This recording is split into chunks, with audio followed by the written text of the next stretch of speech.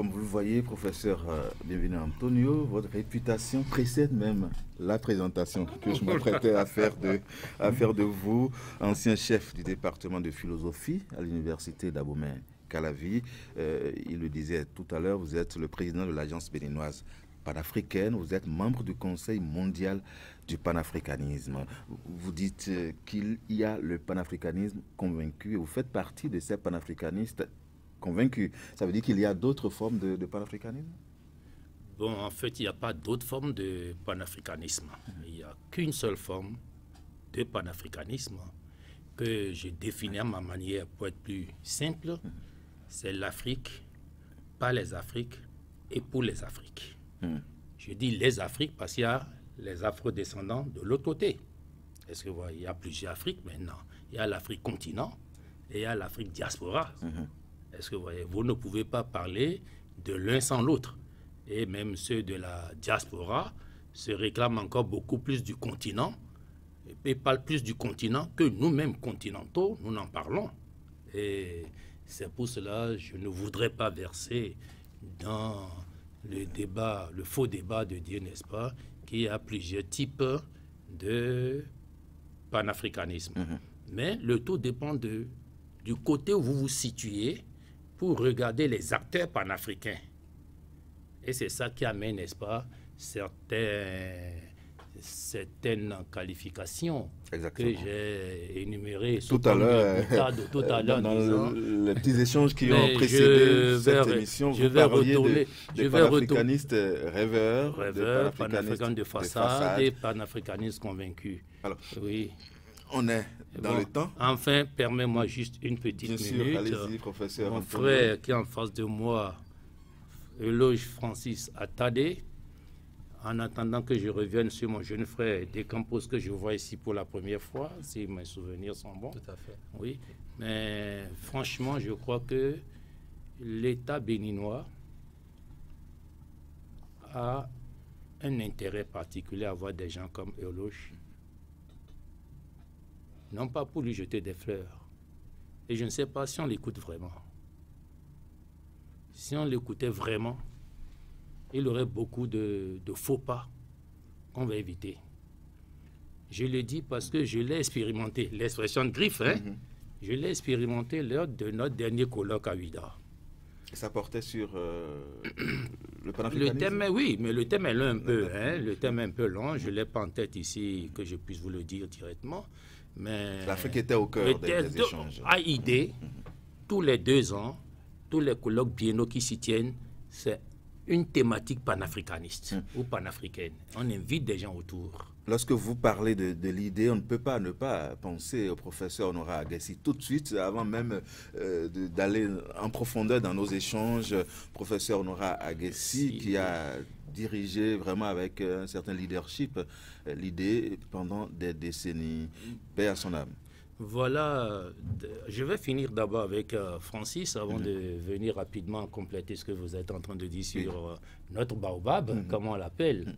Non, Francis, je crois qu'il faut l'écouter. Quel que soit le milieu dans lequel il est, il faut l'exploiter. Je dis bien le mot exploiter. Je l'utilise à dessein parce que moi, je l'ai exploité à mon colloque où je l'avais vu seulement sur des ondes. C'est-à-dire, la salle de débat, j'ai suivi sur... En ce moment, GoTV existait. Et Canal 3 existait. Je n'étais pas trop habitué à votre chaîne. Encore, oui, Canal 3 existe encore. Je ne suis peut-être... Mais c'est là que j'ai dit, mais lui, là, il faut quand même que... Et j'ai écrit à un garçon à moi, Patrick Renaud, de dire, mais il a fait une émission avec un monsieur là, et m'a envoyé la photo. J'ai dit, mais bien, c'est de lui que je veux. Et il m'a envoyé, n'est-ce pas? Je l'ai invité. Patrick Renaud, politiste et sociologue, il a participé à plusieurs émissions. Un de mes anciens étudiants. Exactement. Donc, lui, il est venu au colloque malgré son temps que j'ai compris après, très serré en fait. Il a consacré les 3 jours à nous et à chaque thématique, il doit intervenir 3 fois avec moi. Il ne nous a pas déçus. Il connaît. Celui qui lui donne le titre d'historien n'a pas tort. Celui qui lui donne le titre d'analyste politique n'a pas tort. Celui qui lui donne le titre, n'est-ce pas, de conseiller technique politique n'a pas tort. Mais est-ce qu'on l'exploite à ses fins? Est-ce qu'on l'écoute vraiment? Je souhaiterais que ceux avec qui il travaille, ses supérieurs, ses égaux ou ses subalternes, puissent vraiment l'écouter. Je commence à bomber le torse là, je vois que j'ai un plateau bien relevé. Si, je l'admire. Je l'admire quand bien même je ne peux plus l'utiliser à des fins académiques telles quand j'étais ancien chef de département. J'aurais été encore ancien chef de département de philosophie. Je lui confierais quelques enseignements en sciences politiques, en philosophie politique. Maintenant, s'agissant du Baobab, notre formateur, celui dont nous avons été élèves, écoliers, tout ça, tout ce que vous voulez, est-ce que vous voyez? Voilà des gens qui n'ont pensé que l'Afrique. Honorat Aguessi, je vais demander à la régie de nous mettre une belle image du professeur Honorat Aguessi, fait partie des pionniers, on parle du panafricanisme. Oui, voilà, je serais content qu'on nous montre son image. Vous voyez, juste après, voilà, de regretter mémoire. Merci beaucoup. Et entre Kwame Nkrumah et nous autres jeunes panafricanistes, c'est lui. Et de ses pères aussi. Il n'est pas le seul. Il est un certain nombre dont je connais seulement fondamentalement 3. Kwame Nkrumah, le père, le fondateur du panafricanisme, que nous voyons. Très bien, que nous voyons. Voilà, c'est son... Nous continuons, nous autres, l'œuvre du panafricanisme dans la philosophie de Kwame Nkrumah.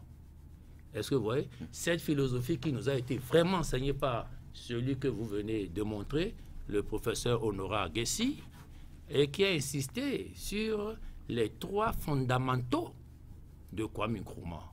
À Addis Abeba, lors de 1968, je ne sais plus quel, d'un discours où il disait l'Afrique doit parler d'une seule voix, c'est-à-dire une seule diplomatie. L'Afrique doit avoir une seule défense. Et l'Afrique doit avoir une seule monnaie. C'est les 3 fondamentaux du panafricanisme que nous véhiculons.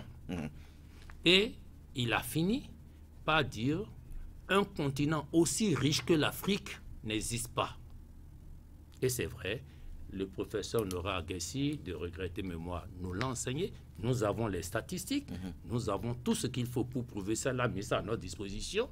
Et malheureusement, il est parti à l'âge qu'il faut. Mais il ne nous suffit pas. Justement, on mais va revenir. Il y a quand même des jeunes. Ces œuvres sont là. Maintenant, les jeunes, Francis est là. Il ne se proclame pas panafricanisme. Il ne l'est pas moins que moi. Pas moins du tout. Mon jeune frère De Campos, que je vais découvrir bientôt avec tout ce qu'il a comme ressources intellectuelles dans le domaine. Et je l'ai invité à se joindre à ce petit mouvement panafricain qui est au Bénin et qui a ses tentacules dans le monde entier. L'Agence béninoise panafricaine. Voilà. Alors, on va voir les philosophies. Vous avez abordé justement les fondamentaux du panafricanisme selon le père fondateur Kwame Nkrumah, une seule voix, une seule défense et une seule monnaie pour l'Afrique. On va décortiquer tout cela. Alors, Olivier et Michel De Campos, aujourd'hui, qu'est-ce qui domine? On a entendu le professeur, bienvenue, Antonio, parler de panafricanistes rêveurs, de panafricanistes de façade, de panafricanistes convaincus. Qu'est-ce qui domine aujourd'hui? Alors, qu'est-ce qui domine? Je dirais un peu de tout, si on peut le dire ainsi, en fonction justement des objectifs des uns et des autres, et en fonction également des différentes tendances géopolitiques et de la situation internationale, parce que nous ne voulons pas que nous sommes dans un contexte quand même où nous sommes plus seuls. Et nous sommes très loin des années 60, des années du début du XXe siècle, où quand même il y avait encore un environnement international assez occidental, si on peut le dire ainsi. Donc aujourd'hui, on est obligé de composer avec un environnement international et tout cela joue justement sur le panafricanisme. Alors moi, je le distingue généralement en deux, peut-être pas comme le professeur, mais plutôt panafricanisme de conviction et le panafricanisme plutôt opportuniste, c'est-à-dire tous ceux-là qui se rangent dans cette idéologie pour une raison ou une autre, en tout cas, mais qui n'ont pas vraiment cette compréhension profonde du panafricanisme. Et je voudrais quand même qu'on commence par un peu la définir, quand même essayer de retourner sur quelques perspectives historiques qui justifient un peu ce que nous vivons aujourd'hui. Parce que lorsque vous parlez de panafricanisme, c'est avant tout un idéal. Un idéal et un mouvement, je dirais, idéologique, à la fois politique, culturel, économique, alors qui prône l'unité et, je dirais, la solidarité entre les peuples africains, que ce soit au sein aussi le continent africain, mais également au niveau de la diaspora. Et c'est important, ces deux éléments. Littéraire aussi, on pourrait parler des personnalités telles que Ole Soyinka, par exemple, qui ont porté le panafricanisme. Tout à fait. Au bout de leur plume, entre autres. Hein. Voilà. J'ajoute justement par rapport à cela la dimension intellectuelle également du panafricanisme. Peut-être j'en reviendrai dans la suite du débat, qui est également une autre des difficultés que nous avons aujourd'hui, parce qu'on voit beaucoup plus le panafricanisme aujourd'hui comme quelque chose d'intellectuel.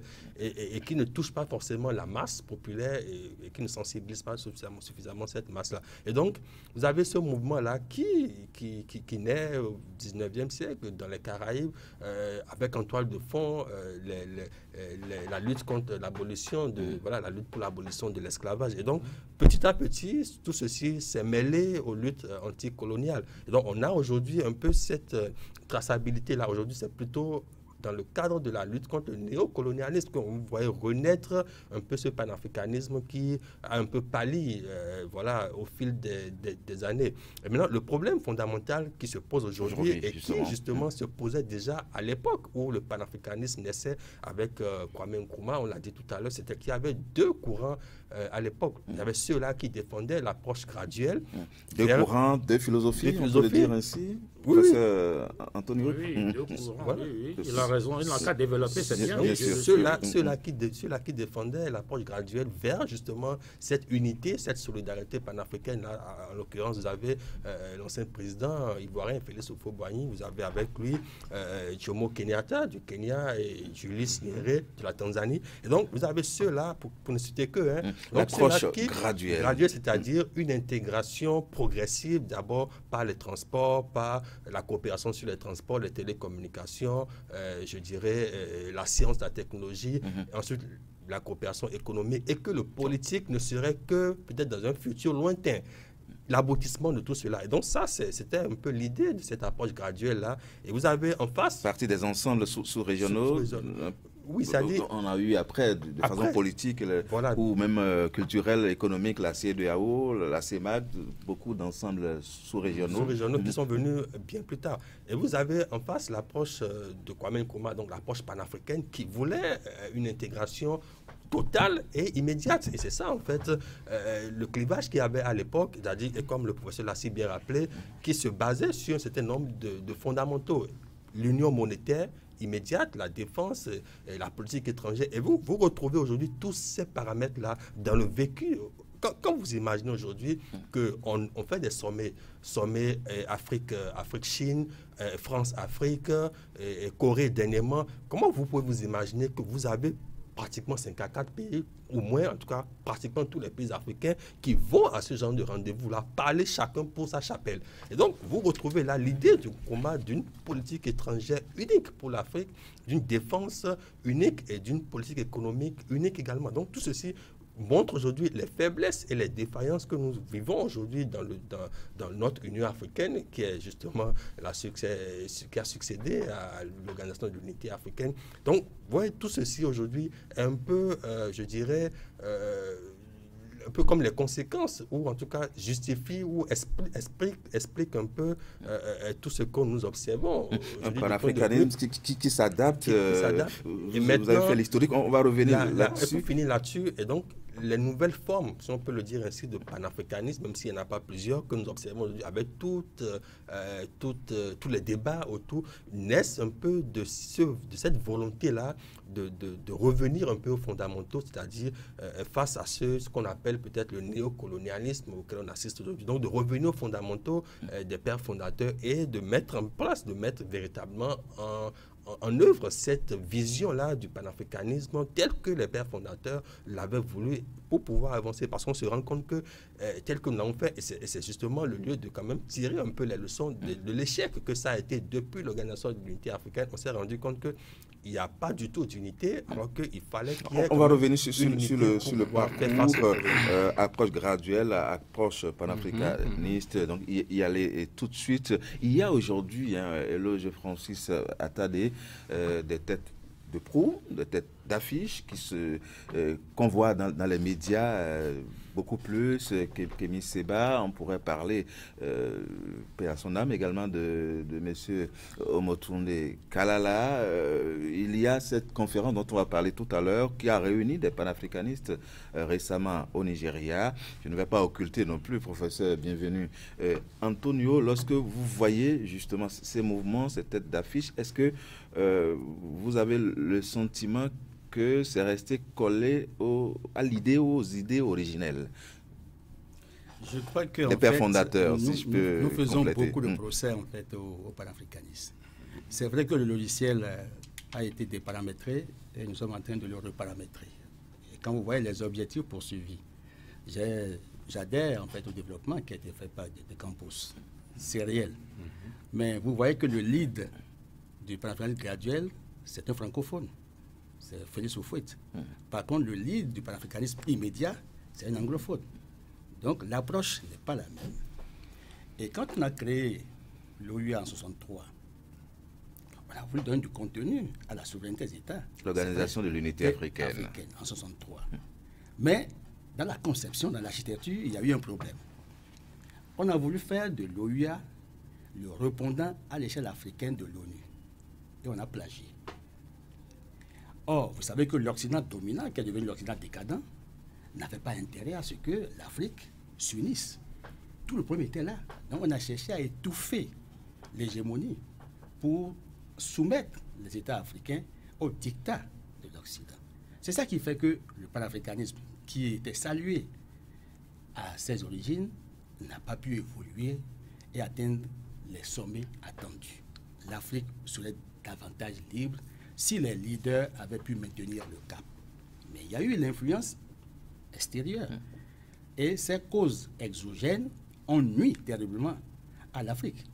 Maintenant, c'est vrai que quand on voit des figures, j'ai été heureux, j'ai parlé du Koumopa, en fait, du Conseil mondial, parce qu'il a tenu son colloque biennal, et j'ai regretté, paix à son âme, Kalala. C'est son épouse qui est venue à l'occasion. Je comptais voir Wale Soyinka, qui est un vénérable homme, mais il n'était pas là, mais il a envoyé son assistant. Bon, alors, il y a eu d'autres personnalités que je comptais voir, telles que Nathalie Yam, mais c'est moi qui ai assumé les communications de Nathalie Yam. Voilà, bon, alors, donc, je constate que c'est vrai qu'aujourd'hui, il y a eu un réveil, un peu pour redorer le blason du panafricanisme. Mais on avait un problème, c'est qu'il n'y avait pas un institut. Il y avait des structures de formation pour formater, en fait, les vrais panafricanistes. C'est ça, pour que l'idéologie soit portée. Parce qu'en face, nous avons des puissances occidentales. Le mot puissance me dérange, mais parce que... Non, c'est une réalité, c'est le mot. Ça me dérange. Mais continue d'être puissant. On constate que, bon, c'est comme ça qu'on les appelle. C'est des clichés, c'est des stéréotypes. On dit que c'est des puissances. Ces puissances ont une posture, j'allais dire, infantilisante, paternaliste. Donc, cette politique, cette idéologie d'infériorisation de l'Afrique perdure encore. Et quand un État s'éveille, vous constatez que même dans la géopolitique internationale, on fait des alliances. Vous avez vu la résolution 1970 qui a permis de finir avec Kadhafi. Kadhafi a beau être mauvais en termes de dictature, mais il est le meilleur président en termes de répartition de la croissance. Donc, un panafricaniste. Un vrai panafricaniste. Parce que il a investi, il a engagé son pays pour que nous puissions avoir une banque africaine. Mais ça dérange, puisque les institutions financières internationales qui gèrent l'architecture économique du monde n'ont pas intérêt à ce que l'Afrique ait sa structure de financement. Donc la lutte, elle est totale. Il y a quand même de grandes figures aujourd'hui qu'il faut saluer. Je ne suis pas de ceux qui pensent qu'il faut dire qu'il y a des panafricanistes frelatés, opportunistes. Non, je ne suis pas. Je ne vais pas m'inscrire dans ce registre. Il faut peut-être encourager la dynamique qui est en cours. Il y a certes des gens qui sont volontaires, parce que c'est un horizon qu'on doit se fixer. Vous devez être très gêné quand on dit qu'on veut construire une Afrique sans conflit, sans conflit et qu'on alimente des foyers de tension. Il y a un peu comme un hiatus, un paradoxe. Il y a quelque chose qui ne marche pas. Parce que quand on sait qu'il y a un foyer de tension, des conflits qui existent, ça fait fonctionner les industries d'armement. Or, les gens veulent vendre, ils veulent faire du business de guerre. Et vous savez que dans le business de guerre, il y a aussi les médias mensonges qui font leur job. Vous avez vu que, par exemple, au Burkina Faso, l'exécutif a dû interdire TV5.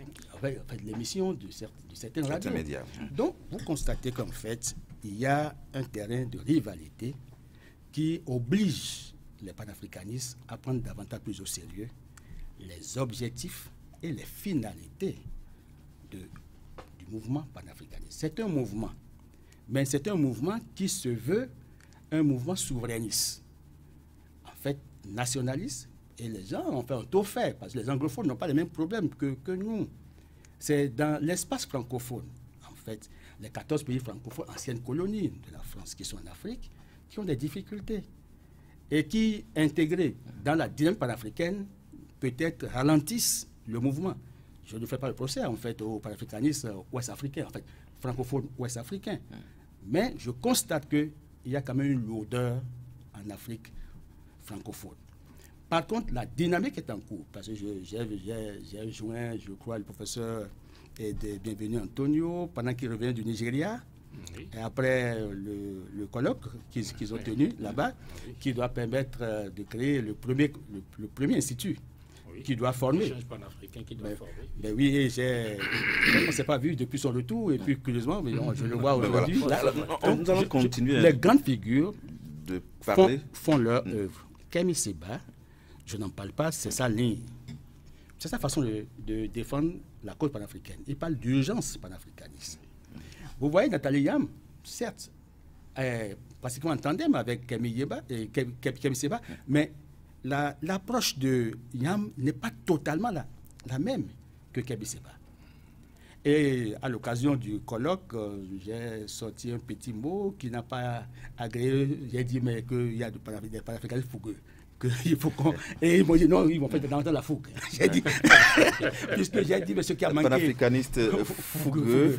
Que ce qui a manqué. Est-ce que vous avez vu Thomas Sankara? Oui, mais Sankara. Quand vous parlez des panafricanistes fougueux. Mais oui, mais écoutez, le terme fougueux est venu en fait de Mitterrand. Vous vous rappelez que Sankara n'a pas marché ses mots. Oui. Et ça lui a coûté. Et la suite, c'est que à ce sommet, Thomas Sankara, où il a traité évidemment les assistants techniques, entre guillemets, d'assassins techniques, et que la question de la dette, c'est pas nous qui sommes endettés, mais il a demandé que les autres chefs d'État africains l'accompagnent. Autrement, c'est qu'ils ne viendraient pas au sommet. La suite. Il n'a pas été panafricaniste fougueux, Patrice Lumumba. La preuve, c'est que Judas n'était pas loin. Oui, Patrice Lumumba, oui. Lumumba, vous avez vu qu'il a même forcé avant l'indépendance. Il a forcé. Il a forcé la tribune, il a pris une position, une posture panafricaniste parce que lui, il défend les causes. Il faut que les richesses de l'Afrique profitent aux Africains. Mais il n'était pas dans l'intelligence de tout ce qui se négociait avec les autres politiques. C'est pourquoi la question de la diplomatie unique, la question de la monnaie unique, la question de l'armée unique, c'est les trois piliers essentiels. Et si on arrive à faire de façon responsable des concessions sur la souveraineté, puisque Kwame Nkrumah était prêt. Oui. Mais c'est parce que les autres veulent conserver. Ils sont obnubilés par les fauteuils qu'ils ont.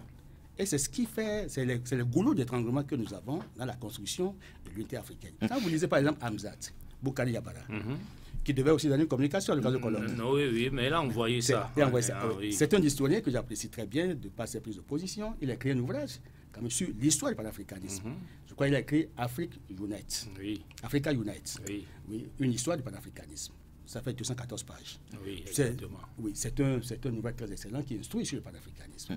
Il y a des images, chaque fois quand vous parlez, vous avez dit Africa Unite, tout ça, et ça me fait penser à Bob Marley tout de suite. Mais oui, panafricaniste également. C'est l'artiste, c'est au niveau de la culture, c'est au niveau de l'artiste, les artistes. Bob Marley, justement, on a l'image à l'écran. Qui accompagne. Et puis aujourd'hui, c'est qu'on a besoin de former les gens au panafricanisme. vous ne pouvez pas faire du panafricanisme si vous ne lisez On pas. va, on va ouvrir les chantiers. On va ouvrir les chantiers Si parce vous ne qu'on- lisez pas sur le panafricanisme. Exactement. Vous savez, il y a, par exemple, permettez que j'en finisse avec deux petites choses. Je vais prendre deux auteurs, un auteur occidental et un auteur africain. Je prends d'abord l'auteur occidental, Jean-Soleil Canal, qui a écrit Panorama de l'histoire africaine, de la conquête du feu à la révolution informatique. C'est un ouvrage de 543 pages qui traite de l'histoire mondiale. Vous avez un regard plus large, plus ouvert, plus panoramique sur l'histoire du monde. Quand vous lisez ça, et quand vous venez à lire Cheikh Anta Diop, Nation d'agriculture, par la présence africaine, qui fait 335 pages, en fait, le tome 1 de cet ouvrage. Quand vous lisez ça, vous vous rendez compte que des gens ont travaillé sur l'histoire du monde et Cheikh Anta Diop a œuvré pour l'affirmation de l'antériorité de la civilisation nègre et de l'histoire de la culture nègre. Quand on sait ça, on doit savoir que l'Afrique, en fait, est le berceau de l'humanité. Tout part de là. Alors, si nous partons de là, le panafricanisme doit se développer sur la base des cultures endogènes. Mais si vous ne voulez pas faire du panafricanisme à partir des cultures endogènes, ce n'est pas évident que la lutte porte.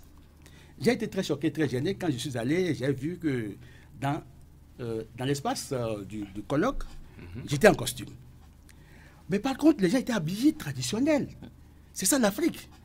J'ai été gêné parce que j'ai dit, ah, ça veut dire qu'il y a un problème. Puisque Sankara, vous l'avez évoqué, il a dit, il faut que nous consommons ce que nous produisons. Vous avez parlé de Lubumba. Il a parlé des richesses de Katanga qui doivent profiter aux Katangais et puis aux Congolais. C'est ça qui a dérangé. Alors, et bien d'autres panafricanistes qui auraient pu connaître un meilleur sort ont été traités de subversifs. Et puisqu'on estime que les idées qu'ils défendaient, en raison des positions qu'ils prenaient, étaient si dangereuses que ça risque d'éveiller les consciences. Ah, oui, c'est ça. On a étouffé ces idées dans le fond par tous les moyens. Donc aujourd'hui, le panafricanisme a de grands défis. Et ces défis ne peuvent se relever qu'à travers les formations.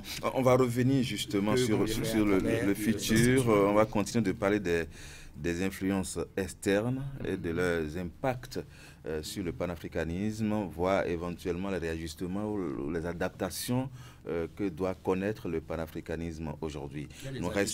Nous restons d'abord au présent et on ne peut pas continuer de parler du présent du panafricanisme sans tutoyer le passé. Le présent, c'est aussi déjà cette conférence à laquelle vous avez participé, professeur Antonio, récemment au Nigeria, qui a effectivement parlé du passé, du présent et du futur du panafricanisme dans un dialogue. Pour rester au présent, quelles ont été les grandes questions d'actualité qui ont meublé cette conférence? Avant de revenir dessus, je crois que je partage l'idée de mon frère De Campos. C'est vrai que c'est en blaguant que moi je parle des africanistes de façade. Et non, je crois qu'il n'y a pas de blagueurs panafricanistes. Il n'y a pas de comédiens panafricanistes. Et il faut voir qu'aujourd'hui, comme l'a dit Francis, il y a deux Afriques présentes. Afrique anglophone et Afrique francophone. Et vous allez voir que le comportement de leurs colonisateurs n'est pas le même. Le Ghana n'est pas bousculé par l'Angleterre. Le Nigeria n'est plus bousculé. Libre cours à ce qu'ils veulent faire. Pourquoi ces colonisateurs anglais, en donnant l'indépendance, ont tout donné, ont tourné dos carrément? Ce n'est pas comme quelqu'un qui a donné le mouton et continue de garder la corde. Mais par contre, 14 États ont un seul colonisateur. Calculez la richesse des 14 États. La France n'en a pas une seule sous son sol. Pas une seule richesse réellement sous son sol. Comprenez maintenant que eux, non seulement vous donnent le mouton, mais ne vous donnent même pas le mouton pour tenir la corde. Ils ne vous donnent plus rien. Ils veulent tout reprendre. Et j'ai écouté sur un réseau social là, un général d'armée français qui est en train de repenser la recolonisation maintenant de l'Afrique. Parce qu'il a reconnu que si on leur laisse la liberté complètement, la France perdra la face. Et c'est la France qui perd la face en réalité. Ce n'est pas l'Europe. L'Europe, ce n'est pas la France. L'Europe, ce n'est pas la France. La France, ce n'est qu'un petit pays.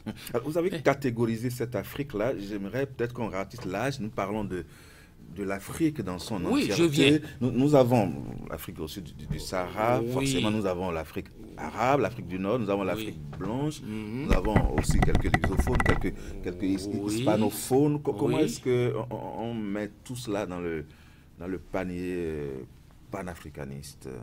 Oui, forcément. L'Afrique, malheureusement, vit douloureusement Berlin 85. 1885, je parle 1900, 1885. Le découpage, le saucissonnage. On a appelé la balkanisation. Voilà, c'est notre mal ça. C'est notre mal. Et tout le mal est là.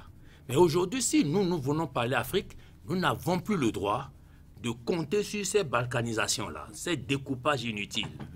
Est-ce que vous voyez? C'est pour cela l'Union africaine, l'UA, qui est descendue de l'organisation, c'est par parallélisme de forme. On avait l'Union européenne, je ne sais, non, l'organisation, je ne sais pas, c'est devenu UE, Union européenne. On a quitté l'Union, on est devenu UA. C'est pas pour on a fait du mimétisme. Voilà, vous voyez déjà l'impact exogène d'une organisation exportée vers l'Afrique. L'Afrique a reçu, mais n'a pas tamisé. Comme l'a dit Eloge, on veut plagier, on veut placarder, on a placardé, mais ça n'a pas la même réalité. Donc, la multiplicité des ethnies africaines, avec les démembrements des saucissonnements des États du sol africain, a donné ce que nous appelons les micro-États que nous avons là, qui est vraiment dommageable pour l'Afrique. Mais on aurait pu, mais le Bénin, l'Afrique n'est pas le prototype d'un continent coupé. Un seul pays à côté de nous de l'Est, un État, un pays, mais coupé en États. Nous n'allons pas considérer ce mal, parce que c'est un mal qui est encore là. Et Francis l'a dit, personne ne veut vendre sa souveraineté au profit de tout le monde. Je préfère être président d'un pauvre pays du Bénin, être heureux que je suis président de ce pays, manquant de tout, alors qu'une collaboration simple de disparition de frontières, libre circulation des biens et des personnes, avec mutualisation des compétences, fait que Nigeria pouvait me sauver. Togo pouvait me sauver. Les pays du nord au sud du Sahara, je parle du Niger, du Mali, du Burkina, tout ça là, pouvaient me sauver. Mais la souveraineté, la fierté, l'ego d'un chef d'État élu domine l'individu et prend le pays comme son bien privé et dit non, s'il vous plaît, faites de votre pays ce que vous voulez, dites-moi ce que je vais faire et j'irai voir. La première fois où j'ai été très surpris agréablement, c'est lorsque devant la crise bénino-nigérienne, le président dit mais je suis perdu, dites-moi ce que je dois faire. Ce n'est pas à ce moment-là qu'il fallait dire cette phrase-là. Il y a bien des événements qui auraient pu l'amener à prononcer cette phrase, mais je suis perdu. Venez me dire ce que je dois faire. Une seule fois, j'ai vu là lancer un appel à la population pour dire, venez me dire, qu'est-ce que j'ai tout fait, j'ai pensé tout fait, j'ai tout donné. Et pourtant, je ne sais pas si je mens. Vous vous rappelez au moins de cet appel-là, lors d'une conférence de presse, quoi. Mais ça vous dit qu'il a fait tout le sacrifice aussi. Oui. Mais il n'a pas eu le répondant de côté Niger. Voilà. Maintenant, il dit qu'est-ce que... Parce que, pour une fois, il a vu peut-être qu'il est un peu limité, il n'a pas fait tout ce qu'il doit faire. Si quelqu'un a quelque chose à me dire, venez me dire ça. Mais ça devait être le mettez comportement. l'accent sur l'une des limites du rayonnement du panafricanisme, la Un question peu, à la limite, si État. je veux partir de mon pays. C'est-à-dire que le fait d'être ouvert au peuple, dit, bon, je vous donne la parole, qu'est-ce que vous voulez? Les autres pays aussi vont faire comme ça. Mais attendez, ce n'est que des frontières artificielles. Hein. On a des familles de part et d'autre. Immédiatement, il y a des gens qui dorment la tête au Togo, le pied au Bénin. Les gens qui dorment la tête en Côte d'Ivoire, le pied au Ghana, je ne sais pas où. Et si vous voulez, comment je vais dire, trancher votre frontière, vous voulez rendre ça comme un mur, enfin, comment je vais dire, un mur érisé, les gens, vous serez obligés de diviser des gens en parties. Une tête sera là-bas, les pieds seront ici. Mais c'est ça, mais c'est ce schéma qui n'est pas bien. Alors, ça fait partie des sujets abordés au cours du dialogue. Mais maintenant, pour ce dialogue-là, vous voyez que c'est un pays anglophone qui l'organise. Un pays francophone n'osera pas le courage d'organiser ça. Le pays même, l'État ne va pas autoriser une conférence de ce genre-là. Parce qu'en réalité, tous ceux qui étaient là étaient des anglophones. Il n'y a que la délégation béninoise, en renfort de 11 personnes, qui étaient francophones en fait. C'était pour nous en réalité qui avait un interprète, un traducteur. Est-ce que vous voyez? Mais c'est tout ça là, c'est-à-dire on a passé en revue les faiblesses que nous avons de nos États aujourd'hui. Et l'impérialisme, le mot est sorti en anglais là-bas, qui continue de dominer le continent. Un communicateur a dit, c'est très visible dans la partie francophone, mais existant, mais pas visible dans la partie anglophone. Ne pensez pas que nous ne sommes pas menacés. Nous sommes aussi menacés que vous. Mais, bon, le colon n'apparaît pas au devant de la scène, comme la francophone, les pays francophones. Est-ce que vous voyez? Aujourd'hui, tout ça a été ressassé. Maintenant, le Béninois du nom de Gaglos Alphonse, ayant pris la parole, a dit que effectivement, il y a trop de théories sur les problèmes africains. Maintenant, aujourd'hui, c'est l'acte qu'il faut poser. Il faut que nous posions des actions. Et ça a été ce que toute l'assistance, toute la conférence a relayé désormais. Posons maintenant des actes. Posons des actes. Et c'est ce que le professeur Joseph, qui est l'initiateur de cet institut d'échange panafricain, a convoqué autour de lui tous ses collaborateurs qui nous ont amenés justement à la fin, après avoir réalisé effectivement que c'est l'éducation. Parlant de cette conférence, on peut le voir en image, non, professeur Efiong Joseph. Efiong Joseph, oui. Udo. Voilà, exactement. Qui a initié cette conférence. Exactement. Nous avons compris que c'est l'éducation et aucune école réellement, aucun lieu réel n'existe où les paradigmes de formation sont panafricanistes. Et c'est là où justement, exactement, ce monsieur, n'est-ce pas, a eu l'idée, n'est-ce pas, et a eu l'accord de l'université de Uyo et de l'État de Akwa State au Nigeria pour, n'est-ce pas, maintenant ériger le bâtiment de l'Institut, porte le nom de Institut d'échange panafricain ou panafricaniste. Le similaire, nous on l'avait déjà au Bénin. C'est l'idée, l'Institut de développement et d'échange endogène. Est-ce que vous voyez? Mais qui n'a malheureusement pas été porté par l'international, c'est-à-dire par une conférence internationale, mais qui a été l'œuvre d'abord d'un individu, le professeur Nora Agassi, supporté par ses propres pairs, et aujourd'hui, nous en sommes là. Mais, comme cet institut, idée, n'a pas intégré une structure de l'éducation de l'État, ça part à sa disparition. On va revenir, professeur, sur les actes, parce qu'il faut passer aux actes, dites-vous. Là maintenant, cet institut-là a deux objectifs. Un objectif, la formation avec les nouveaux logiciels panafricains, L'autre, qui est ce que nous faisons, tous les 2 ans, il y aura une conférence internationale tournante. Ce qui fait que tous les 4 ans, il y aura une conférence chez eux. 2 ans après, à l'extérieur, vous revenez chez eux, 2 ans après à l'extérieur. Et c'est en cela que, après avoir présenté ce que nous faisons ici à ID avec le Conseil mondial du panafricanisme, ils ont proposé que Cotonou, et chez eux c'est Cotonou, ils ne voient pas le Bénin, Cotonou abrite la 2e conférence internationale de l'Institut. Très bien. Et ça a déjà une date? Dans 2 ans. Dans 2 ans. Alors, nous parlons des influences externes qui ne vont pas cesser. Olivier et Michel Descampos. Et comment est-ce qu'il faudra réussir, on va dire, la mutation? Continuer de s'appuyer sur des approches des pères fondateurs ou s'ouvrir à d'autres perspectives en tenant compte des différents mélanges qui s'opèrent avec le contact avec des puissances externes.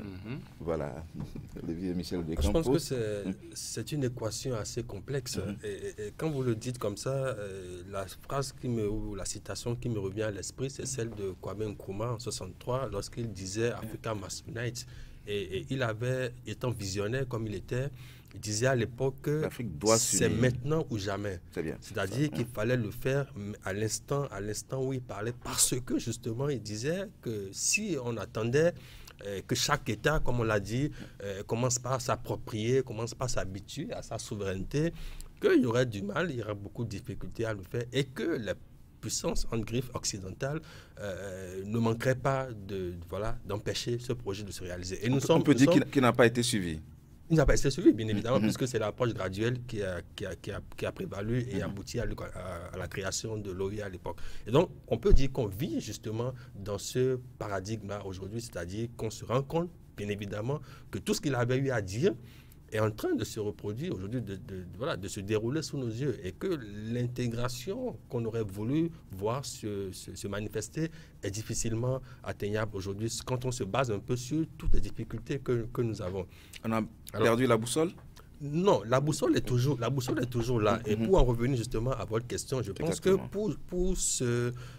pour naviguer, si on peut le dire ainsi, dans ce flot d'influences extérieures qui viennent d'un peu de partout, que ce soit du côté francophone, du côté anglophone, je pense que le plus important, c'est l'éducation. Comme le disait le professeur tout à l'heure, moi, dans ma pensée, en fait, je me rends compte que c'est vrai, l'idéal, comme je le disais, panafricaniste et tout, c'est bien dans la volonté de promouvoir ou de prôner l'unité et la solidarité des peuples africains de la diaspora, mais n'a pas forcément insisté sur l'éducation de ce peuple-là qu'on voulait justement libérer. Parce que le panafricanisme également, c'est la résistance, c'est la libération du peuple noir, des peuples noirs, où qu'ils soient. Et donc, la dimension éducation. Vous prenez aujourd'hui 10 jeunes Africains, et il n'y en a pas un seul qui peut vous dire exactement, d'abord, c'est quoi le panafricanisme, encore moins, c'est quoi l'Union africaine et tout ce que vous...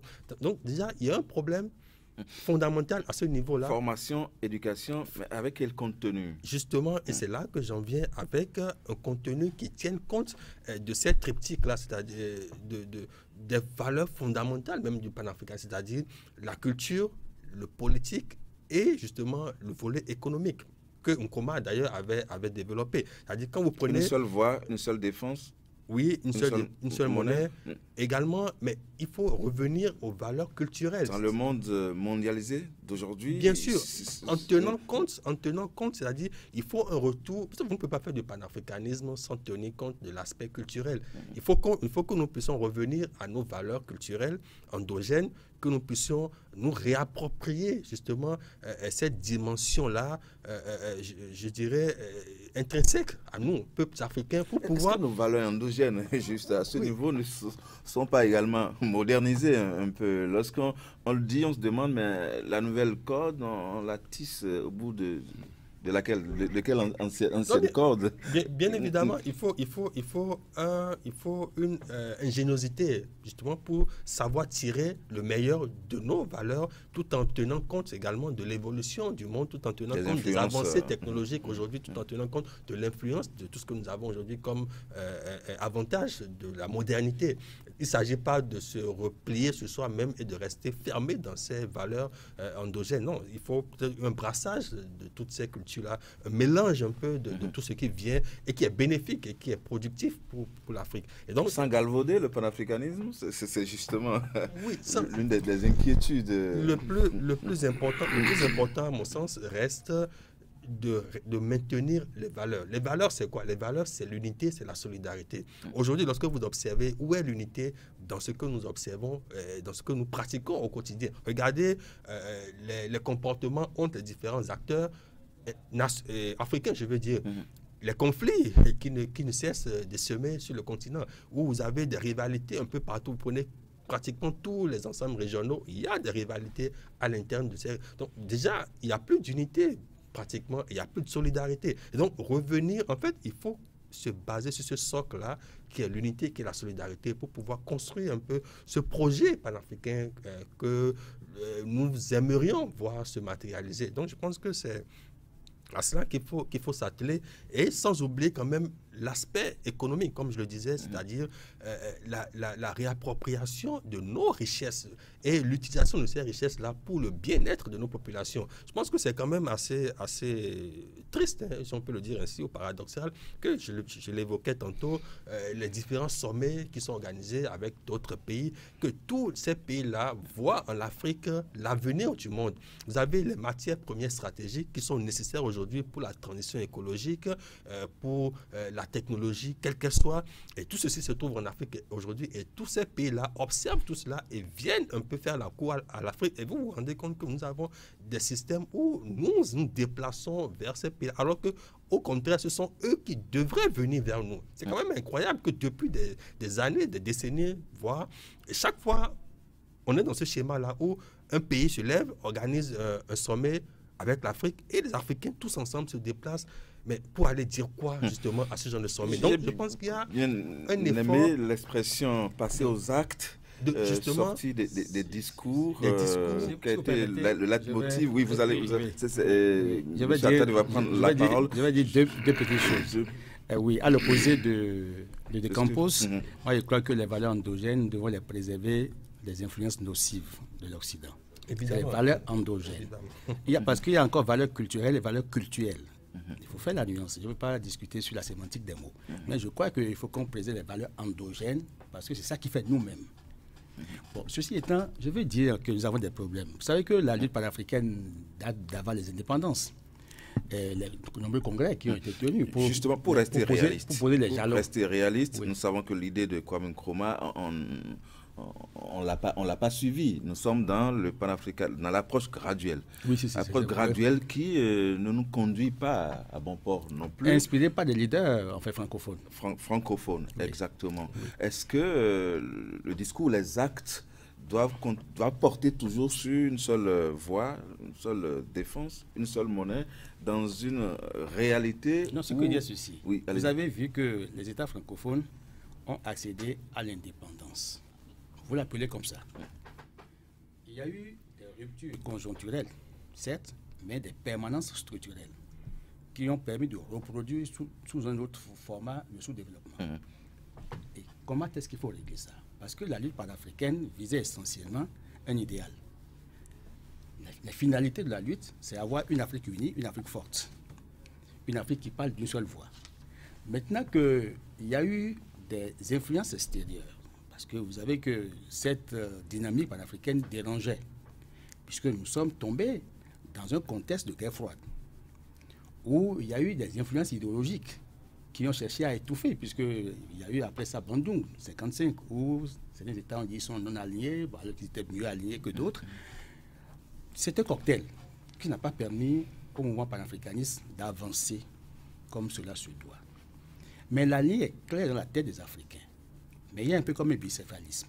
Une tête qui pense panafricanisme, mais une tête qui a du mal à se départir de ce panafricanisme. Mais c'est comment est-ce qu'il faut faire pour qu'il y ait une cohérence dans les actes que nous posons.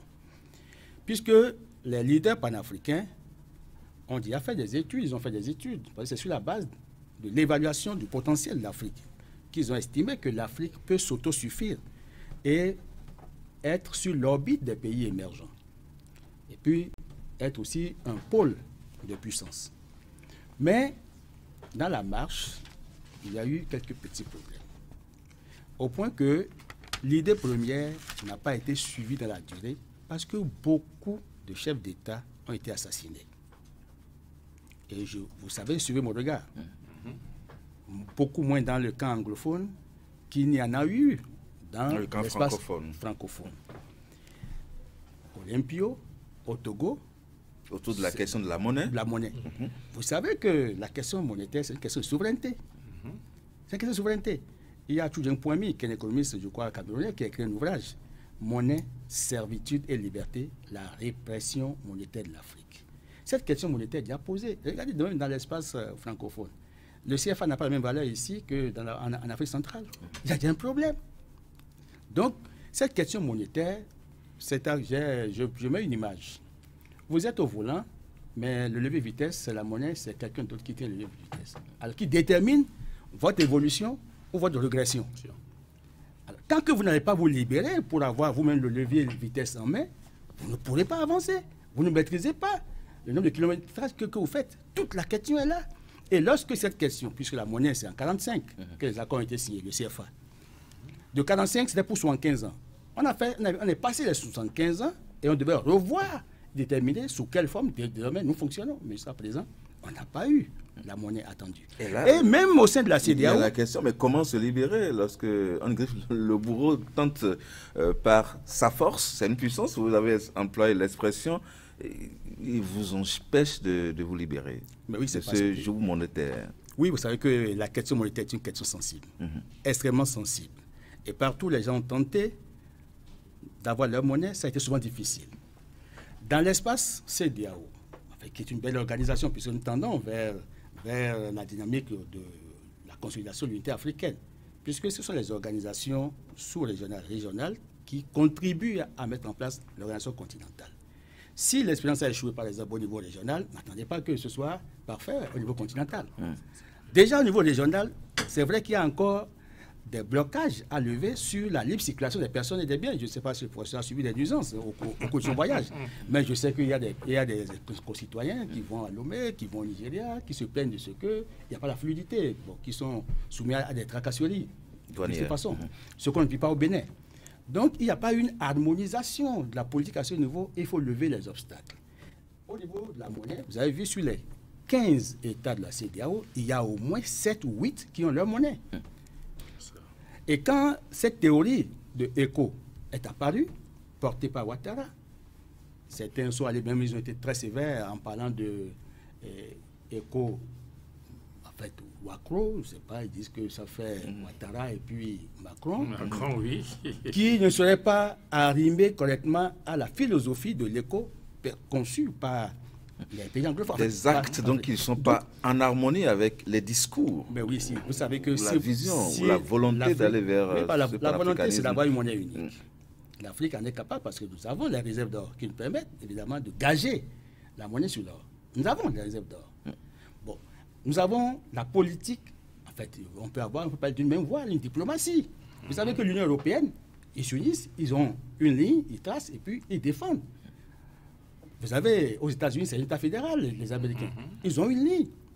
Et de plus en plus, est-ce que vous ne trouvez pas que c'est un peu infantilisant qu'on nous appelle à des sommets?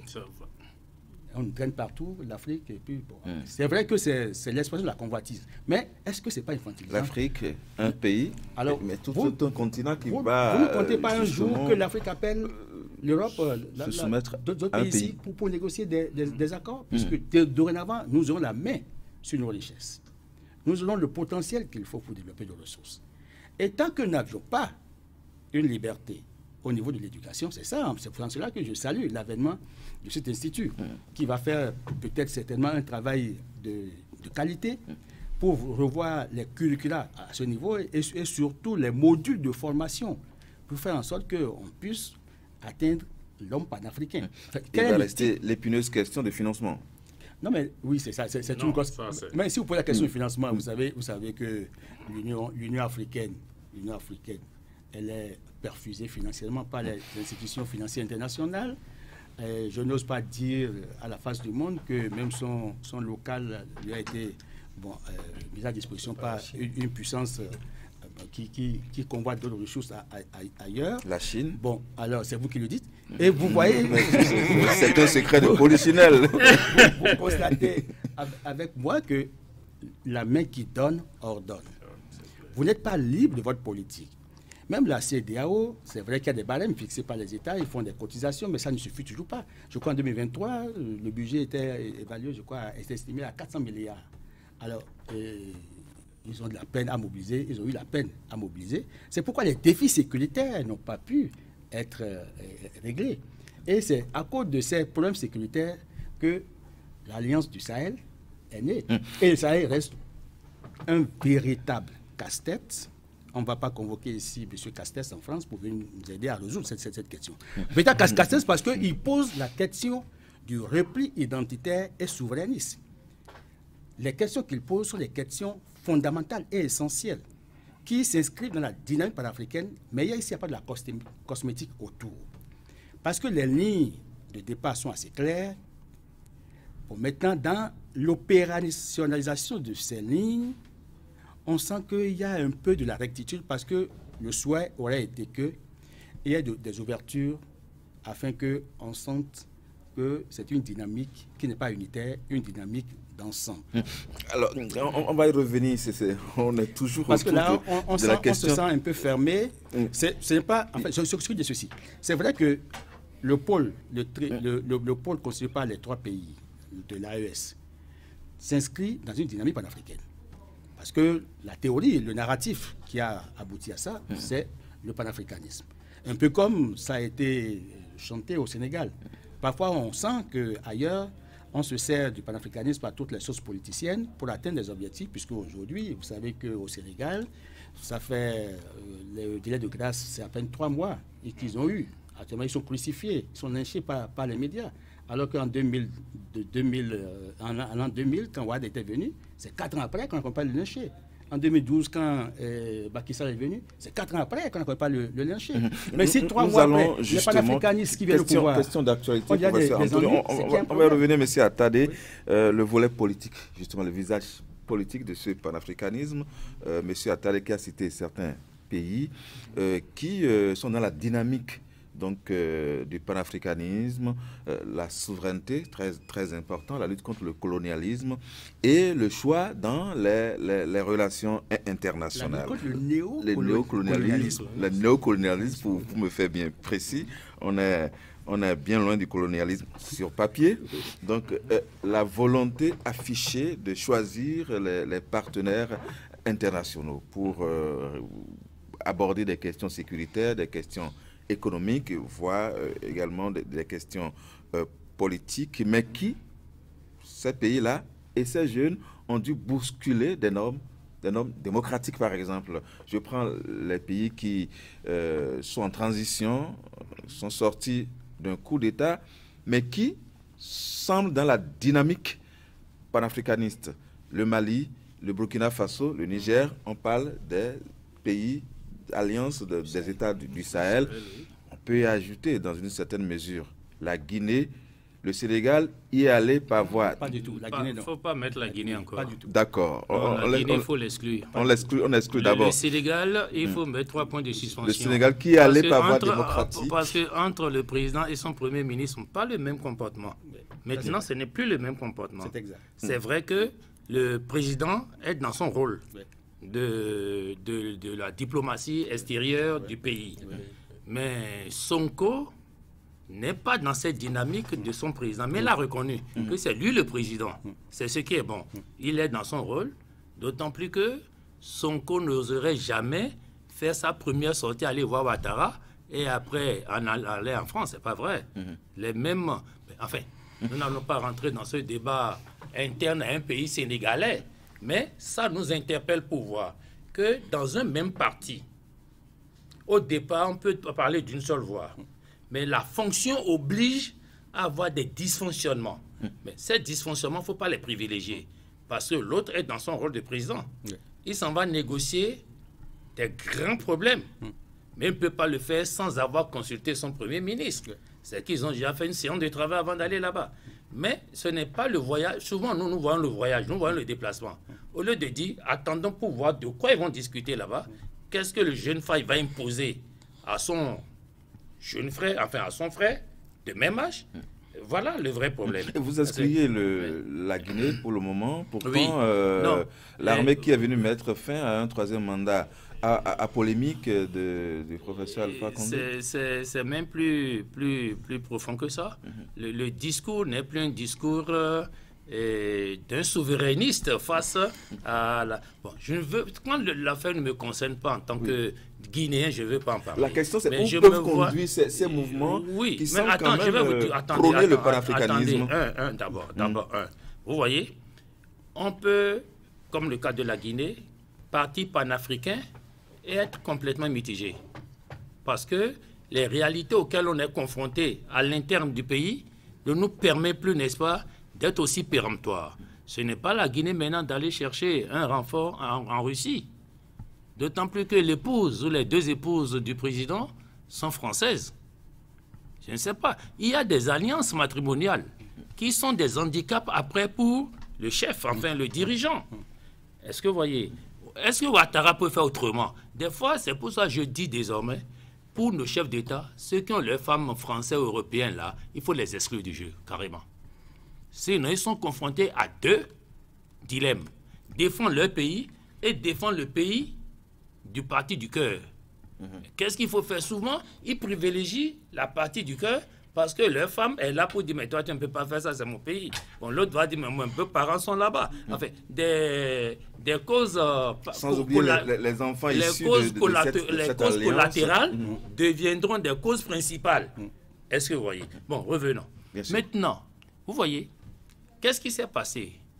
Aujourd'hui, qui sont ceux qui sont en train de parler vraiment du panafricanisme, de porter le panafricanisme réellement, et qui ne peut pas être bien vu? Là, j'en ai cité déjà les principaux, qui sont les têtes de pont. Il y a un Camerounais ici, Franklin, les noms camerounais me gênent un peu parce que ce n'est pas aussi facile que Antonio, quoi. Bref. Donc, il y a Franklin, il y a Nathalie Yam, il y a Kémy Séba, il y a eux, ils sont plus critiques directs que Yabara, qui est un intellectuel. C'est l'universitaire qui veut faire renaître autrement les théories panafricanistes de Kwame Nkrumah.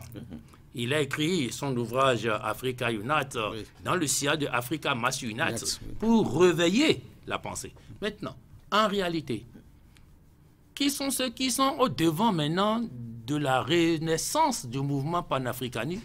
Ce sont ces jeunes-là qui, pour la plupart, ont vécu en Occident, qui voient comment l'Occident, enfin des jeunes Africains nés là-bas ou pas, mais qui ont pris leur évolution, leur jeunesse, etc. N'oubliez pas que Kémy Séba est né à Strasbourg, d'un parent Savalois, Marie, Kapatiti. Mais voilà. Bon, voilà quelqu'un qui n'a pas grandi ici, mais qui finit par prendre fait et cause pour l'Afrique, contre la France, qui a osé brûler son passeport français. Ça veut dire quoi? Ça veut dire qu'il a pris conscience du fait d'être traité comme un sous-homme. Nous sommes sous-hommes.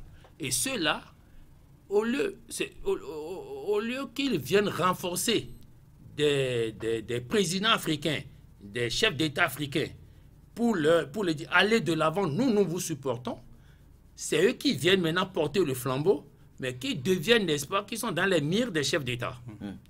Est-ce que vous voyez? Bon, pourquoi? Parmi les figures de proue, vous ne voyez pas les chefs, les présidents du Niger, du Mali, du Burkina Faso qui ont pris le pouvoir par les Kémy Séba les a précédés.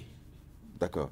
Kémy Séba, ils sont venus, la Tatali Yam les a précédés. Franklin les a déjà précédés. Voilà. C'est-à-dire qu'il y a des gens qui critiquaient déjà le fait, comme l'a dit Eloge, de nous traiter comme des sous-hommes, ils nous ont chosifiés. Nous sommes comme leurs choses. Et surtout, c'est la France.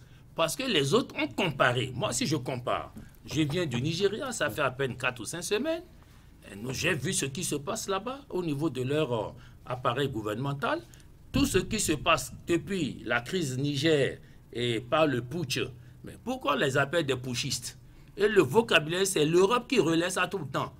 Il n'y a pas de discours qui porte sur le Burkina, le Niger ou le Mali sans qu'on ne traite leur chef d'État ou leur président de putschistes. Nous autres aussi, naïvement, nous reconvertissons, nous relayons le concept. Mais le concept, il est malheureux. Quand on traite de quelqu'un putschiste, c'est très, comment je vais dire? C'est péjoratif. C'est péjoratif. Moi, je ne peux pas l'accepter. Puisqu'en fin de compte, moi, je ne suis pas burkinabé. Moi, je ne suis pas nigérien. Moi, je ne suis pas malien. Je ne sais pas le problème que chaque individu vit là-bas. Notre président l'a dit, l'a reconnu, mais chaque pays vit d'où il a reconnu. Nous sommes partis trop loin, arrêtons maintenant, et on a tout fait, et non, bon, acceptons, et voyons, on a changé de paradigme. Est-ce que c'est lui qui a changé de paradigme en tant que tel? C'est pas lui. Puisqu'on n'est pas encore sorti de l'ornière. Qui est derrière ça? C'est ce qu'il faut causer, c'est ce qu'il faut se poser comme question. Mais l'affaire du pétrole n'est pas une affaire banale. Nous sommes d'accord. Déjà que l'acheteur n'est plus l'acheteur de départ. Nous sommes d'accord. L'acheteur de départ était avec quelqu'un qui n'était pas militaire, nigérien. Et on l'a sauté. Du coup, les accords deviennent automatiquement relativisés. Est-ce que vous voyez? Les accords deviennent relativisés. Et dans ça, les nouveaux perdants ne vont plus accepter d'être des perdants. Ils vont trouver là où se trouve le maillon faible dans le collier des chefs d'État africains et vont commencer par tirer dessus. Mais c'est souvent dans les pays francophones qu'on trouve les maillons faibles. Mais lorsque Tinubu, permettez-moi d'appeler son nom, a eu le coup de massue de son assemblée, de son Sénat, qu'est-ce qu'il a fait? Il s'est recroquevillé, laissant talon à son sort. Ouattara, qui ne pouvant plus rien dire, s'est tu. Et c'est mon chef d'État seul qui a supporté, qui supporte maintenant ce qu'il ne peut pas supporter seul. Il ne peut pas supporter seul la situation. Bon, maintenant, ça a glissé subrepticement d'un coup d'État, d'une affaire politique à une affaire commerciale. Le pétrole. Je ne sais pas si vous voyez. Le pétrole. Mais qui tire la ficelle? Qui tire la ficelle? Je ne veux pas répondre à cette question. On a parlé des influences externes. Maintenant, les jeunes qui prônent le panafricanisme en réalité, qu'est-ce qu'ils ont vu? Qu'est-ce qu'ils ont constaté? De quoi ont-ils pris conscience en réalité? C'est ce dont vous et moi, nous devons prendre conscience. Comme un continent aussi riche que l'Afrique, qui a quoi? 90% des réserves de matières premières. 90%. 40% de l'homme mondial. 40% de l'homme mondial. 33% de réserves de diamants. 80% de réserves mondiales du coltan, métal pour faire la procédure téléphonique. Nous avons tout ça. 60% des terres arabes non cultivées. C'est-à-dire, nous pouvons encore nourrir le continent africain nous-mêmes. Le péché de l'Afrique, c'est quoi? C'est d'avoir été balkanisé. On ne peut pas, moi jeune, voir tout ça et pardonner des dérives à des États africains. Ou ceux qui s'en vont faire le salam alek. Ailleurs qui n'ont même pas ce que moi j'ai chez moi. Et maintenant, ceux qui sont chez moi, qui me dirigent, au lieu de mettre ça à mon profit, à notre profit, c'est à leur poche. C'est à leur poche. 75% au départ, on en est venu à 50% du dépôt de notre réserve financière à la Banque de France. Vous imaginez combien ça fait? PIB, 50% de votre PIB, vous devez le mettre comme réserve à la Banque française. Lorsque, dans l'effort pétrolier, dans l'affaire du pétrole, on ne nous a jamais dit ça, mais les documents existent. Qu'est-ce que le Premier ministre a fait qui est son péché? Il a ouvert le compte du pétrole au Maroc. Au lieu de s'adresser à la BCA ou à la Banque française, il a demandé aux Chinois d'aller verser l'argent dedans. Vous savez combien la France a perdu dans ce compte-là? 250 milliards d'euros. Parce que l'argent de Yen n'a pas transité par la Banque française. C'est versé seulement dans une banque ouverte au Maroc pour ça. Comment positiver ce qui, hier, aujourd'hui, reste des contraintes? Des contraintes. Oui, je vais finir. Aujourd'hui, des campus, c'est ça, hein? Des campus. Atade, Antonio et Ondefa et bien d'autres jeunes, nous devons nous asseoir et dire, relisons nos tests là, les tests coloniaux là, qui n'ont jamais été abrogés. Vous savez que le décret qui a rendu la Dahomey royaume, Dahomey n'a jamais été abrogé. Historiquement, Dahomey est toujours un royaume de Dahomey. Ce décret n'a jamais été abrogé. Comme d'autres décrets d'alors n'ont jamais été abrogés. C'est fort de ça que Macron gonfle sa poitrine. Parce que si vous voulez parler, on va vous dire tel décret colonial. Devant la cour, la haute cour de juridiction, on va vous sortir le test. C'est comme l'île de l'été. Est-ce que vous voyez? Donc, comment faire pour que nous puissions actualiser notre souveraineté? C'est d'abord commencer par relire tous ces tests-là. Surtout les 11 accords. Les 11 accords secrets, bien je ne sais pas là, où j'ai seulement en tête le fait que vous ne devez utiliser que le franc CFA. Vous n'avez pas l'autorisation d'acheter vos armes ailleurs que la France. Et les matières premières, il faut nous les proposer d'abord, que nous ne soyons pas preneurs avant que vous nous les vendiez. Mais tous les domaines au plan juridique, de l'économie, on pourrait être bloqué. On n'est pas, on est bloqué. On est bloqué. Au plan juridique. Il a fallu que les États du Sahel disent non à ça pour être libérés. Ce qui fait que quand vous allez les mettre devant la justice, ils vont vous dire, nous sommes sortis de ça. Et leur tentative aussi de sortir de la CEDEAO dépend de ça. Alors, au plan politique, justement... Maintenant, je n'ai pas fini. Je vais faire un rebondissement sur les valeurs endogènes. Oui. C'est important. Parce que pour le professeur Nora Aguessi, il n'y a que ça. Au point où c'est à sa mort que ça a périclité. Le mois d'août a été le mois d'immersion culturelle. Et c'est là où tous mes philosophes, quand j'étais à l'université, allaient se ressourcer parce qu'il y a une pensée africaine, il y a un savoir-faire africain. Aujourd'hui, Kombopa est partenaire de quoi? De PMT, les praticiens de la médecine traditionnelle et naturelle.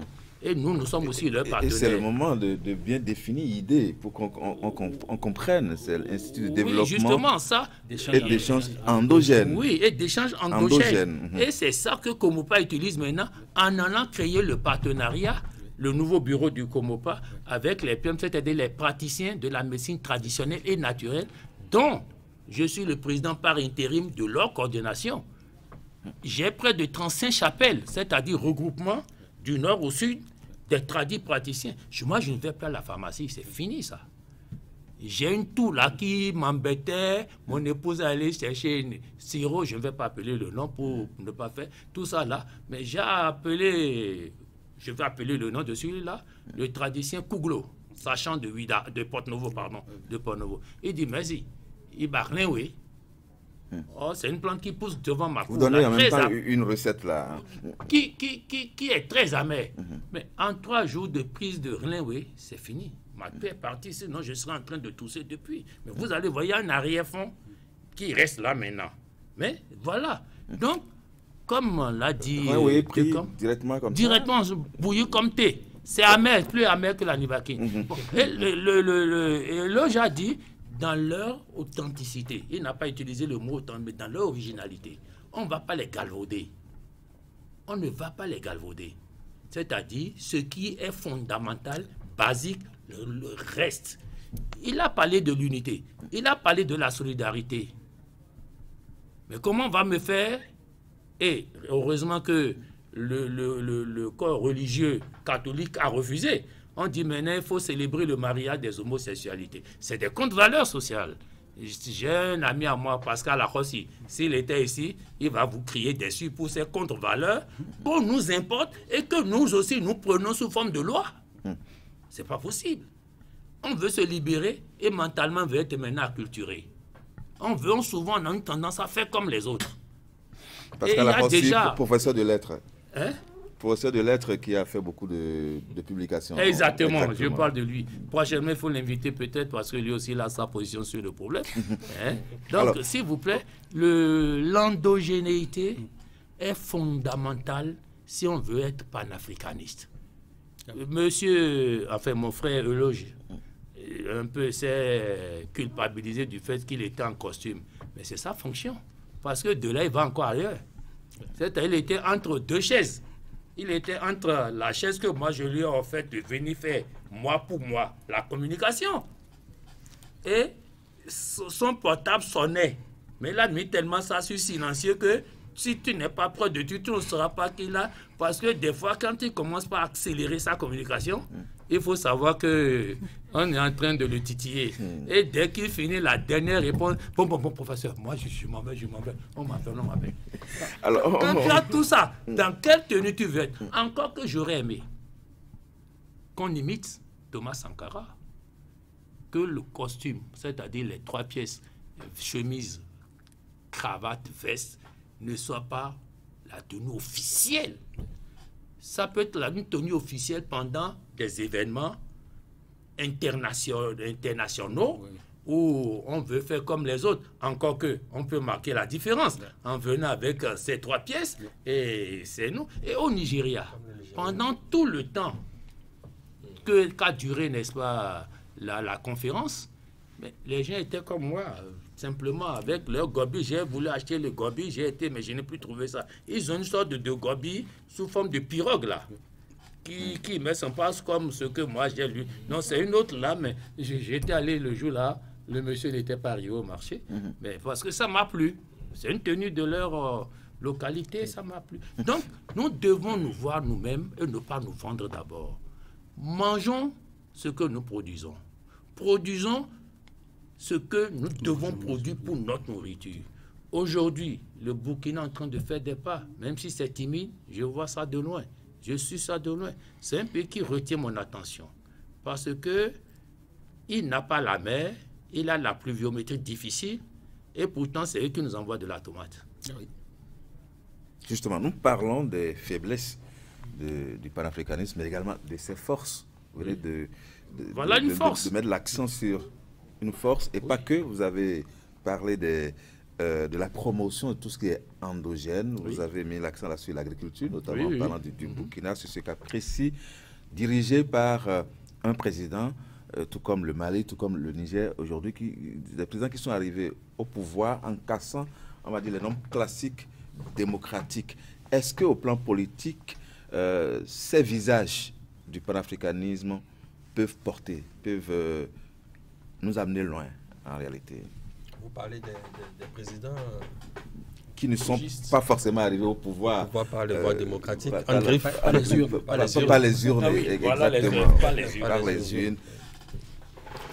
Oui, non, évidemment, tout cela dépend du message que ces présidents apportent. Et vous avez observé que leur arrivée au pouvoir a été pratiquement consécutive avec ce renouvellement, ce regain panafricaniste. Au-delà des messages, il y a eu des actes. Justement, et c'est ça. On a suspendu certains contrats, on a fait de nouveaux partenaires. Et c'est ça qui a marqué la différence entre ces personnes-là qui parlent souvent ou ces chefs d'État qui ont la volonté de faire certaines choses et ces militaires qui sont arrivés au pouvoir et qui tout de suite ont posé des actes. Et c'est ça qui a vraiment marqué la différence et qui a montré quand même que, attention, le combat que ces personnes-là sont en train de vouloir mener est un combat de conviction et qui va beaucoup plus loin que ce qu'on a l'habitude d'observer. Et d'ailleurs, c'est ce qui a motivé ou qui a justifié l'inquiétude un peu sur la scène internationale de ceux-là qui ne voulaient pas forcément voir que tout ceci soit mis à l'arrêt. Donc, je pense que oui, effectivement, ces personnalités, ces chefs d'État de ces pays-là qui sont arrivés au pouvoir par des voies que nous savons, oui, effectivement, leur message peut porter et il est en train de porter. Observez aujourd'hui les foules qui se lèvent pour justement soutenir les actions que ces présidents-là mènent. Et le problème, c'est quoi? Le problème, c'est qu'à un moment donné, on en avait un peu marre de ce dictat occidental, de ce néo-impérialisme occidental qui maintenait la plupart des pays africains sous la domination. On a parlé déjà longuement de la monnaie, mais il n'y a pas que ça. Il y a beaucoup de domaines, beaucoup de paramètres également qui étaient là et qui faisaient qu'on avait du mal à pouvoir avancer. Et donc, une fois que ces présidents-là arrivent au pouvoir avec leur nouveau discours... Et qui annonce, par exemple, une monnaie commune, on sait que c'est le sujet sensible, c'est le sujet qui fâche. Peut-on craindre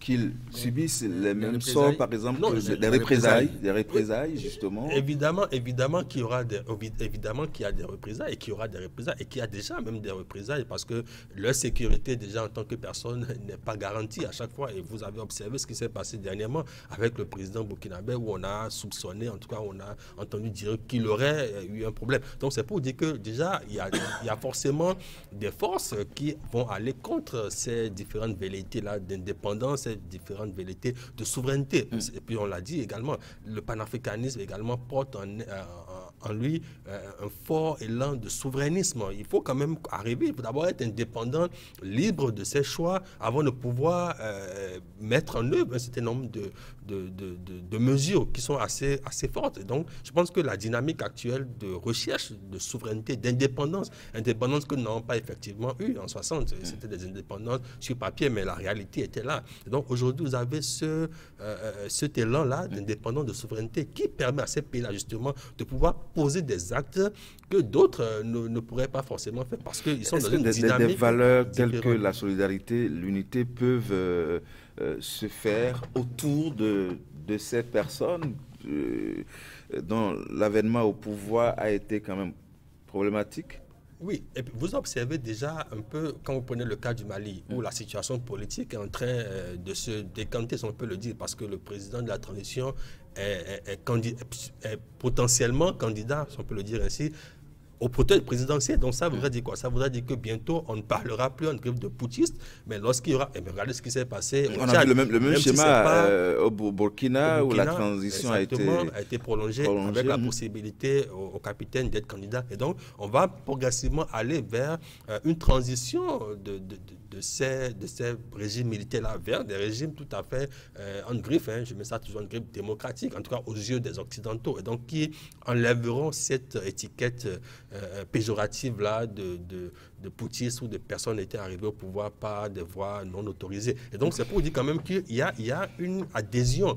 Qu'on le veuille ou pas, observez un peu, peut-être qu'on va faire une parenthèse sur ça, observez un peu la manière dont ces différents présidents, ces différentes personnalités, ces différents militaires sont arrivés au pouvoir, avec quasiment l'adhésion des populations. Souvenez-vous, en 60, 70, 80, les coups d'État, c'était de la violence, c'était des bains de sang. Mais vous avez des coups d'État qui se passent complètement avec un soutien de la population qui demande même parfois dans des pays qu'on en vienne à ces coups d'État. C'est l'État qui reçoivent là, on va dire aussi les soutiens des figures de proue actuelles. Vous avez cité Kémy Séba du panafricanisme. Parce que justement, le combat qu'ils sont en train de mener, il y a une convergence des vues, il y a une convergence des objectifs. Et là, on voit bien que les opinions sont harmonisées sur un certain nombre de problématiques. Et donc, ça fait que, justement, ils ont le soutien de ces panafricanistes-là d'aujourd'hui qui viennent renforcer un peu leur pouvoir. Et ça devient un peu comme un facteur de légitimation de ces différents pouvoirs militaires qui sont là aujourd'hui, qui s'appuient sur, justement, ces différents courants panafricains-là pour pouvoir asseoir davantage leur légitimité. Parce qu'ils n'ont pas la légitimité populaire au sens des urnes, mais avec cette volonté-là panafricaine. Donc le panafricanisme finalement devient un peu comme un levier politique pour gouverner, pour justifier les actions. Voilà, justement, même question, on a vu des forces peut-être politiques, mais également culturelles. Comment est-ce qu'il faut aller à cette synergie harmonisée afin que le panafricanisme ne soit pas galvaudé? Je crois que le panafricanisme a en face un défi. Il y a les contingences géopolitiques. Il faut en tenir compte. Maintenant, vous avez évoqué le cas de l'avènement des militaires au pouvoir. Ils en sont venus en désespoir de cause. Vous savez, autant que nous sommes, nous avons une aversion pour les coups d'État. On ne peut pas faire l'apologie des coups d'État. Le mot d'accession au pouvoir est connu pour pouvoir pacifier l'espace. Bon, maintenant, lorsqu'il y a coup d'État, forcément, c'est qu'il y a un problème. Il faut le placer dans son contexte. Et ce contexte est parfois mal apprécié. Les coups d'État, je crois, qui sont intervenus au Mali n'ont pas le même sens que le coup d'État du Niger ou du Burkina. Et plus sérieusement, pour ce qui s'est passé, je crois, au Gabon, vous avez vu, curieusement, là c'était dans la fièvre. Hein. Bon, alors on n'a jamais vu un coup d'État comme ça, en fait, validé par la population dans la rue. Or, ici, dans le Sahel, les gens travaillent pour la reconquête de la légitimité, mais aussi de la légalité. Mais là-bas, en Guinée, vous avez bien fait, professeur, avec le discernement nécessaire, de dire que non, il faut faire attention avec la Guinée. Puisque le président qui est là actuellement, il avait fait la campagne pour le 3e mandat d'Alpha Condé. Il était sa garde, on parle de la garde. Hein, on l'a vu, parce que les images ont circulé. Et puis c'est lui qui vient en fait européen. Donc il n'est pas panafricaniste. Il faut ben, il a une femme légionnaire. Le nouveau visage du panafricanisme en Afrique, vous citez ces 3 pays déjà. Il y a un problème, un défi sérieux. Nous avions réussi la décolonisation peut-être politique, mais on n'a pas réussi la décolonisation des mentalités. Et c'est ça le véritable frein. L'Africain ne s'assume pas encore comme Africain. Vous voyez, nos rapports avec l'endogénéité en disent absolument non. Donc, si on règle ça, on pourra conduire avec efficacité, efficience et pertinence la lutte panafricaine. On va s'en arrêter là, monsieur Attardé. Professeur, bienvenue Anthony. Je vous laisse boucler cette émission. La conclure en 2 mots très forts sur le panafricanisme aujourd'hui et demain. Bon, merci beaucoup. Merci aux autres invités pour l'émission. Le débat, le temps, ça passe vraiment très vite. Alors que nous ne sommes qu'à l'introduction même du vrai débat. Nous ne sommes pas encore montés au fond pour voir qu'est-ce que les autres États doivent faire par rapport au Sahel. Parce que Sahel, c'est une école. Tout le monde a les 2 yeux rivés sur le Sahel. Mais personne n'en parle dans les autres États pour dire, mais et nous autres, qu'est-ce que nous allons faire face à ça? On est plus rivés sur des combats importés que on nous fait mener alors que nous n'avons pas intérêt pour faire ce combat-là. Ça, c'est vrai. Aujourd'hui, le panafricanisme idéal, non. C'est une réalité à réaliser. Le jeu de la rêverie panafricaniste est fini. Le discours panafricaniste a déjà suffisamment mûri les esprits pour ceux qui sont consacrés à ce domaine. Maintenant, c'est les actes qu'il faut poser. Et c'est en cela que, aujourd'hui, pour être vraiment honnête, nos dirigeants doivent avoir de temps en temps dans leur discours des clins d'œil à ce nouveau mode de développement et de gouvernement.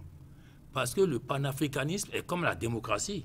Ça vous impose de connaître, de reconnaître la valeur de votre peuple, de votre propre souveraineté.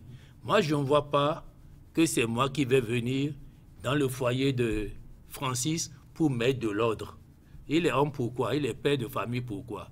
Et quand on dit qu'un chef d'État est le père de la nation, ce n'est pas pour rester cloîtré dans un palais en fait. C'est pour communiquer avec sa population. Aujourd'hui, Ibrahim, oui, communique beaucoup avec sa population. Communique beaucoup. Et il a dit dernièrement, si vous ne communiquez pas avec la population, c'est les presses mensongères avec la manipulation qui gagnent et ce que vous faites est inhibé. Il a posé un acte qui m'a beaucoup plu un jour, il remettait du matériel militaire lui-même, hein, et des pick-up, tout ceci avec les clés à l'appui, quoi. Et il dit voilà, c'est le peuple qui vous le donne. Si vous allez et que ça ne suffit pas, venez me voir et moi j'irai voir le peuple. et le peuple va cotiser et vous aurez le matériel. Mais si Une question de responsabilité. Si les chefs d'État considèrent vraiment leur peuple, dialoguent sincèrement avec leur peuple, ou à travers des institutions par lesquelles le dialogue peut avoir lieu entre le sommet et la base, par le biais, par exemple, des institutions. Je veux nommer l'institution que nous-mêmes, nous mettons en place, les députés, ça aurait été super.